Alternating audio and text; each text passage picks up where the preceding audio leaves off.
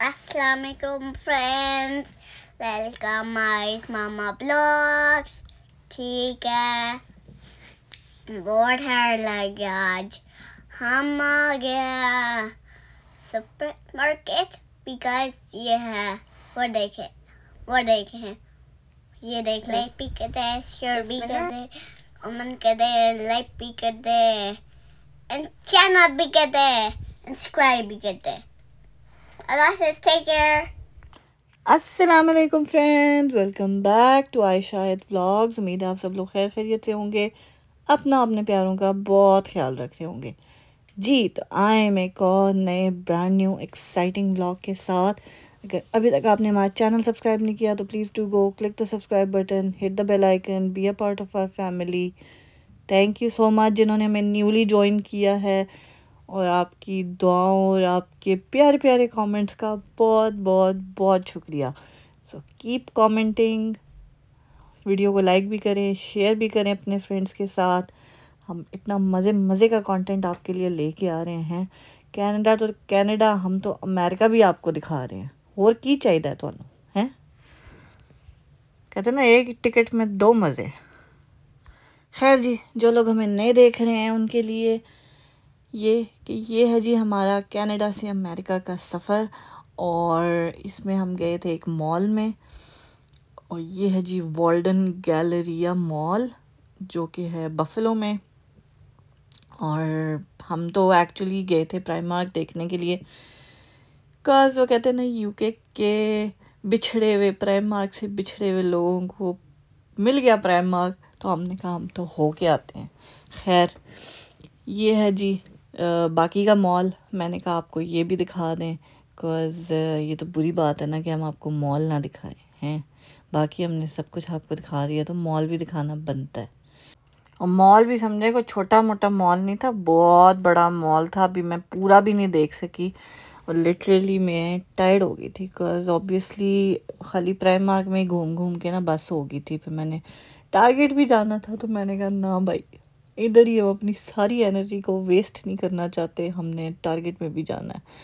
तो खैर जी, आप देखें व्यूज़, वो देखें कितना पीछे तक मॉल है। अभी इस साइड पे भी इतना ही है, उस साइड पे भी इतना ही है, और राइट लेफ़्ट पे भी है ये बना हुआ। सो बहुत बड़ा मॉल था, हर तरह का जो है ना स्टोर यहाँ पे मौजूद था। You name it and they have it, seriously इतने बड़े बड़े स्टोर्स थे।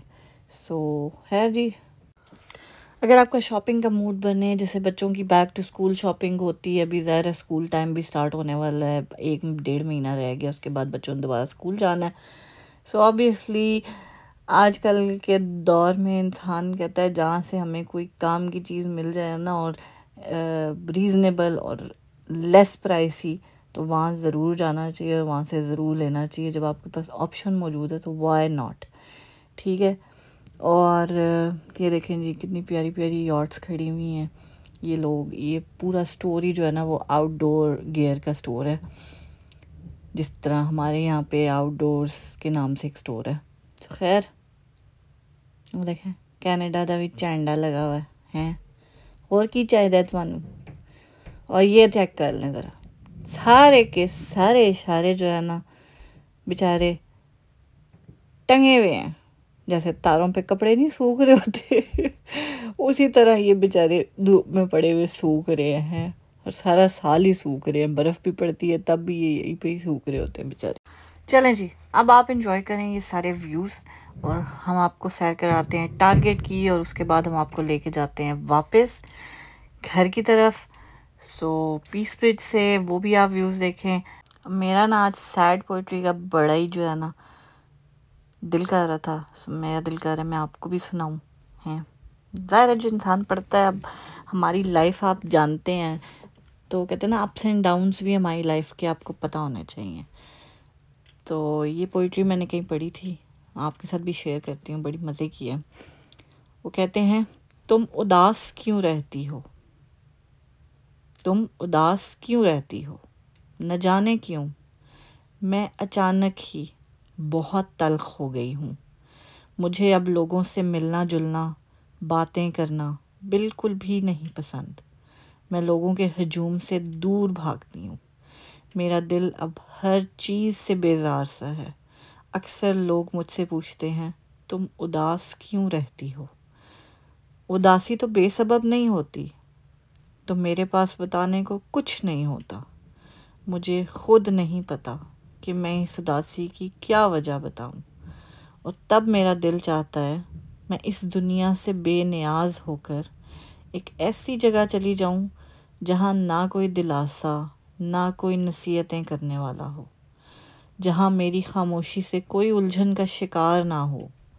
ये उदासी का लिबादा जो मैंने ओढ़ रखा है, वहाँ उसको मेरी शख्सियत का हिस्सा समझा जाए। जब मैंने ये पोइट्री पढ़ी ना, तो ये ऐसे लगा जैसे किसी ने बिल्कुल सिर्फ मेरे लिए लिखी हो। कभी कभी लोगों के अल्फाज पढ़ के लगता है कि वो बिल्कुल उन्होंने आपको माइंड में रख के जो है ना आपके बारे में ही बात की हो। और ये देखें जी, पुराने स्टाइल का रेडियो है, और ये पता है अब कितने का था? तकरीबन को $30-40 का था है। तो इसीलिए कहती हूँ पुरानी चीज़ों की और पुराने लोगों की कदर करनी चाहिए, ठीक है? उनको संभाल के रखना चाहिए, बिकॉज वो बड़े नायाब होते हैं। जब आपके पास नहीं होते हैं ना, स्पेशली आपके माँ बाप में से कोई एक अल्लाह के पास अगर चला जाए ना, तो फिर ऐसा लगता है कि पता नहीं ज़िंदगी रुक सी गई हो जैसे। आज मुझे अब्बू की इतनी याद आ रही थी ना, पता नहीं क्यों, लाइक दिल कर रहा था कि बस काश मैं उनके पास जा सकूं, काश मैं उनसे बातें कर सकूं, काश मैं उनको जितना कुछ गुजर चुका है ना वो सारी रुदाद उनको सुना सकूं। क्योंकि जितनी तसल्ली से और जितने प्यार से वो चीज़ें सुनते थे और फिर उनको ठीक कर देते थे ना, वो अब मुमकिन नहीं है शायद। क्योंकि ना तो किसी के पास उतना टाइम है और ना कोई एफ़र्ट करता है उन चीज़ों को ठीक करना, तो बड़े दूर की बात है। किसी के पास उतना टाइम भी नहीं है कि वो तसल्ली से बैठ के जो है ना आपकी बात ही सुन सके। लड़कियां अपने बाबा से सबसे ज़्यादा मोहब्बत करती हैं, क्योंकि उन्हें पता होता है कि दुनिया में वो वाहिद मर्द है जो उसे कभी दुख नहीं दे सकता। एक बाप को कोई चीज़ नहीं हरा सकती, लेकिन बेटी की आंख का एक आंसू से तोड़ कर रख देता है। जो रिश्ते इस दुनिया से चले जाते हैं ना, या हमसे अलग हो जाते हैं, हम तमाम उम्र उनसे मिलते जुलते चेहरों और लहजों और नामों में उनकी मोहब्बत को तलाश करते रहते हैं, मगर वो लम्स, वो हिद्दत नहीं मिलती।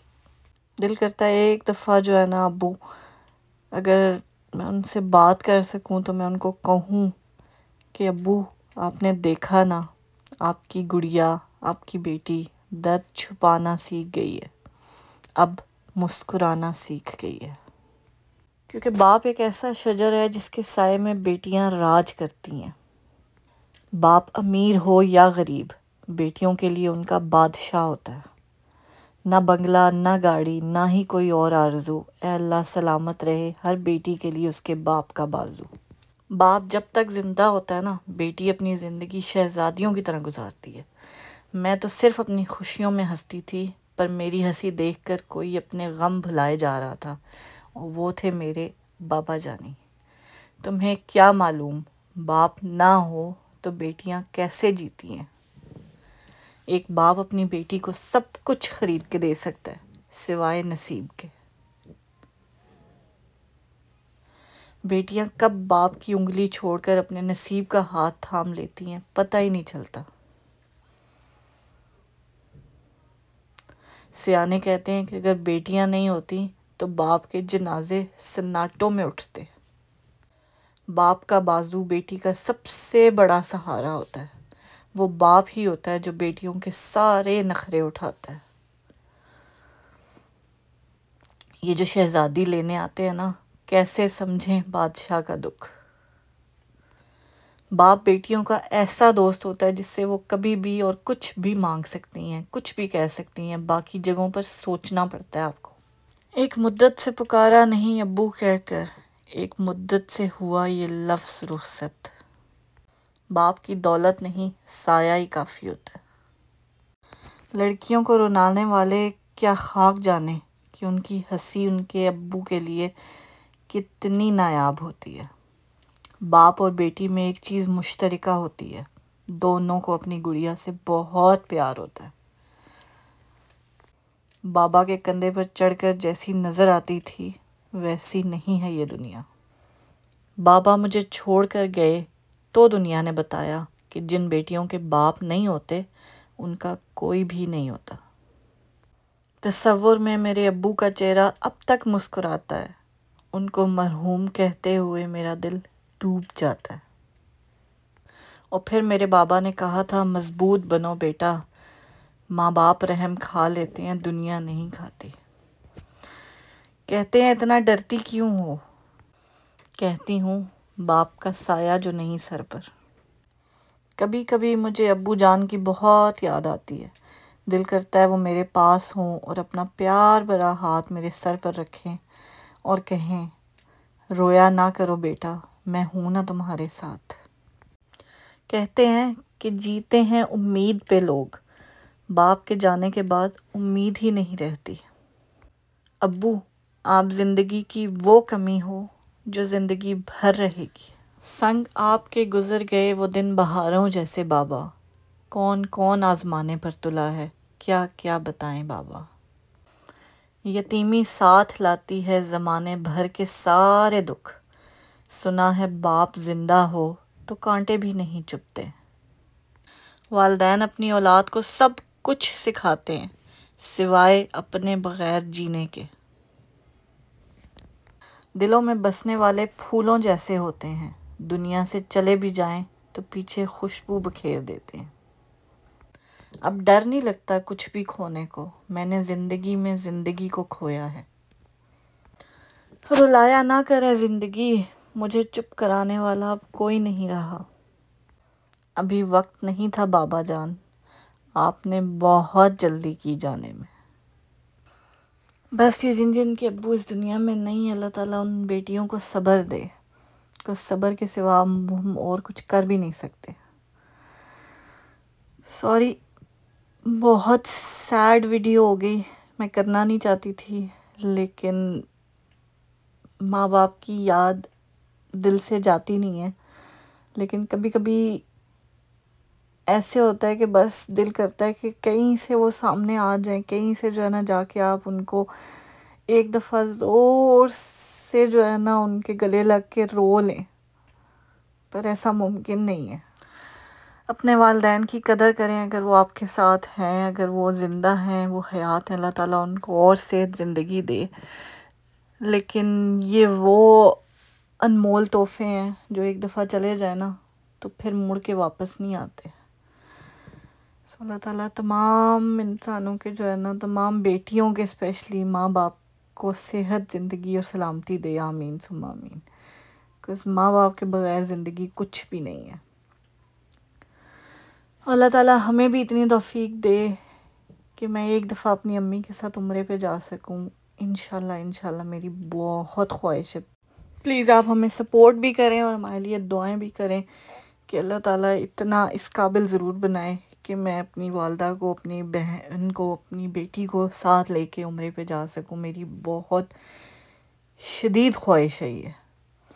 है जी, आपने सारी वीडियो तो देख ही ली कि हम टारगेट भी गए, उसके बाद हम पीस ब्रिज से होके वापस कनाडा में आ गए हैं। Finally we are back in Canada, woohoo. So वो कहते हैं ना, कनाडा में आके सुकून मिल जाता है। बिकॉज़ एक तो रोडें अपनी हैं, रास्ते वही हैं जिन पे हम चलते हैं रोज़। वो ज़िंदगी इन चीज़ों से बड़ी मायने रखती है, इन चीज़ों की। खैर जी, ये था हमारा आज का थोड़ा सा सैड सा व्लॉग। उम्मीद है आपको पसंद आया होगा। मुझे, मेरी बेटी को अपनी दुआ में याद रखिएगा। अपने प्यारों का बहुत ख्याल रखिएगा। मिलते हैं हम आपसे अपने अगले व्लॉग में। टिल देन टेक केयर, अल्लाह हाफिज़। खुश रहें, खुशियाँ बांटें और मेरे अब्बू के लिए एक दुआ ज़रूर कीजिएगा, आमीन सुम्मा आमीन। Bye bye. अल्लाह आपको जन्नत में अल्लाह कौन दे, आमीन सुम्मा आमीन। सुम्मा आमीन। अल्लाह से फ्रेंड्स, सब्सक्राइब कर दें, चैनल कमेंट भी कर दें।